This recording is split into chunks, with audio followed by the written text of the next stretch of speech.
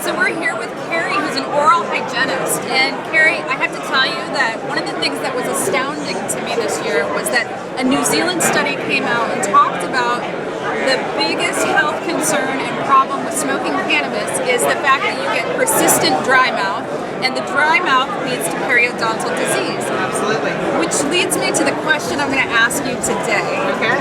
How can people stop the dry mouth from happening, or what can they do to have better dental health if you smoke or ingest If you cannabis? smoke or ingest, and that's funny because my industry, I'm a dental hygienist by trade, but there's a gray area about oral health, and that's what to do at home, how to do it, and what products to use. And really nobody within the industry is touching on that to the point where hand-holding. So I left clinical dentistry to kind of act as a personal trainer for people's mouths, to help them understand what's going on, how to mitigate the effects. And being somebody who used cannabis for treatment, I have some back and neck issues from my dental hygiene industry. I've used for many years, and I've had to learn how to mitigate that for myself. And so what happens when you get dry mouth is that the acids tend to rise. So if you have any bacteria in your mouth, if you have any pocketing, if you're taking any other medications, 80% of our medications, just one of them, cause dry mouth. So if you combine other medications, or if you combine cannabis, you have a serious situation. So that if you have any plaque in your mouth, it's more acidic, and then you don't have enough of the natural bathing saliva. So there's great things like xylitol that you can use.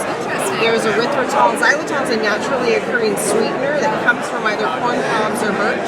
Our bodies actually produce it It's an ourselves. antibacterial. And it's an antibacterial. It's an antibacterial and a natural antiseptic too. So, and it tastes like candy. It's very sweet. So, and I look at a lot of the other products within the industry, and a lot of them are sugar-based. And I'm really not understanding why people aren't moving more towards xylitol or erythritol, because sugar also causes inflammation. It triggers inflammation as well in our body. So let's look at things that are alkalizing. So xylitol neutralizes the mouth by creating thin saliva. When you have dry mouth, you tend to have more thick saliva. Not enough saliva, or like that ropey It's saliva. not pleasant. It's not. It's not. There's nothing nice about dry mouth. And there's nothing nice about opening your mouth and have like that ropey saliva, or the, you know. And it's not nice when your teeth fall out. No, it isn't. And so xylitol increases the amount of thin saliva, which is your bather.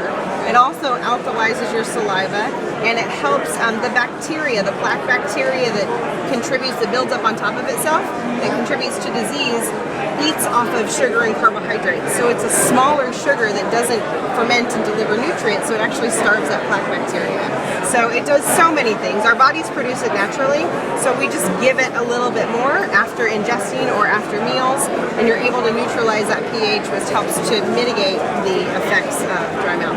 That's amazing. I've never heard about xylitol, and I think that is just a great piece of advice. So thank you so much. You're welcome. Thanks for having me.